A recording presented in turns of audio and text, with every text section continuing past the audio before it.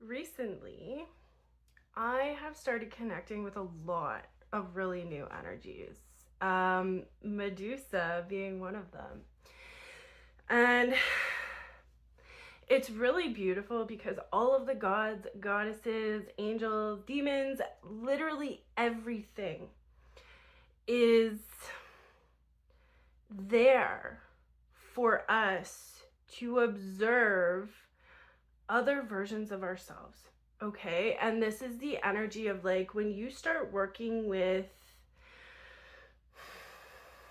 specific entities, specific deity, whatever it is, you're gonna go through a really intense initiation. Okay. It's like when you start tapping into these energies, you're going to be held accountable. You're going to be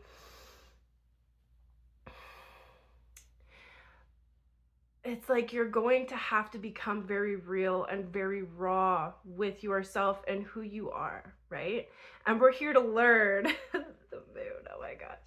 And we're here to learn, right? So it becomes a very intense process. And it's funny that I've just recently started connecting with Medusa because, we have been living in a world where the divine feminine has quite frankly been suppressed, okay? Um, you know, in so many ways, it's like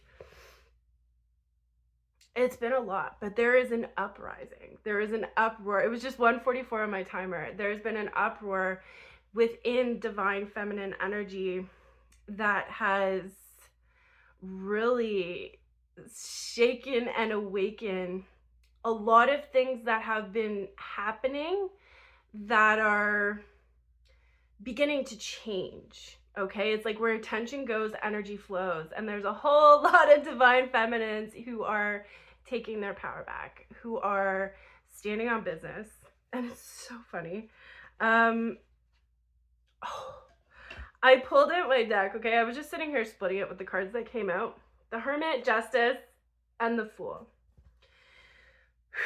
This is big energy, you guys. This is 3 major arcana. I shuffled 3 major arcana on the bottom of my deck. When you start working with specific beings, depending on your path, depending on your purpose, you will learn what you need to learn. Okay, my left eye is twitching so much right now. That may be significant for somebody. I feel like for this collective I'm tapping into, you have been in hermit energy. Okay, not only do you analyze other people, you analyze situations around you, you analyze yourself. Okay, you sit down and you have real tough, conversations, realizations about yourself. And look at this person is just sitting there, and that's how you have found your light. That's why your light is so bright, because you do that. You take accountability. With Justice here, this is like, and I heard ego death. There are a lot of ego deaths happening right now, and it's like for everybody. Okay, this is like different levels of ego deaths happening, but like this planet is really calling for balance to be restored. Okay, and I speak about this all the time. But this is like really, really big stuff that's happening. And with the Fool here, this is like quite literally set, and I love that it's, it looks like the divine feminine just setting herself free. There's been a lot of things in place to kind of make us feel trapped or restricted, or and it's truly the divine feminine rising. Like, we are truly witnessing the divine feminine rising, and there's been an imbalance on this planet for so long. I'm telling you, ego death, the devil is here. There are major ego deaths happening. Major ego deaths. There's a lot of people reflecting, right? And we have the sun underneath that.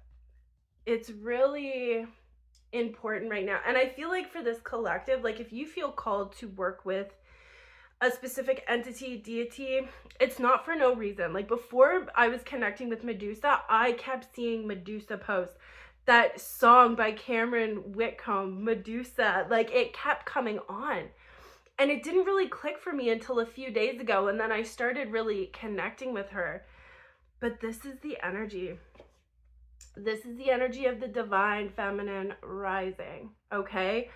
And we all have masculine and feminine within us, okay? This is a call for the masculines to embrace, to love their divine feminine within them, right? And like there's been this imbalance. And truly the message I'm getting from spirit, it's like there's a shift happening this weekend. You know, a lot of the times when there's toxic masculinity or toxic femininity, it has to do with trauma, okay? It has to do with a masculine or feminine figure in somebody's life who didn't show up for them, who didn't make them feel safe. And it's like, look at this. 9 of Wands, and that's crazy. 9 of Cups, 9. But it's like this weekend is a big weekend for that wounding to come up, to be worked through, right? And I'm just so, Ace of Swords, truth. I'm so drawn to the light in this card. It's like all of the things we're letting go, all of the things that we're acknowledging and integrating are truly brightening our light. Like this is setting off such incredible energy on this planet. And this is like very, very deep stuff. Oh, look at this. Ace of Swords, Ace of Pentacles.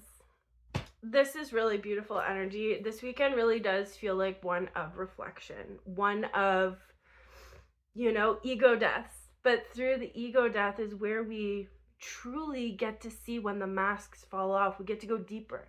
We get to have a look at our true self, have compassion, hold space for yourself, for others. It's not easy, especially 4 of Swords. Especially, you know, a lot of people have just been operating in this energy for a very long time, okay? And it's like, you know, we're not here to judge anybody else's journey, anybody else's path. We're here to learn, quite frankly, okay? And this is,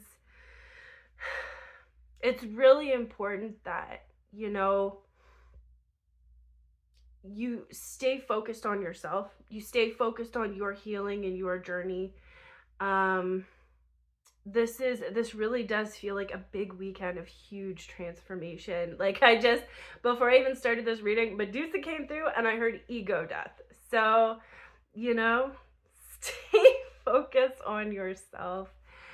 Stay focused on what you can control, and that's your thoughts, your feelings, your words, your growth, okay? I don't know who needs to hear this message. I felt really called to share it.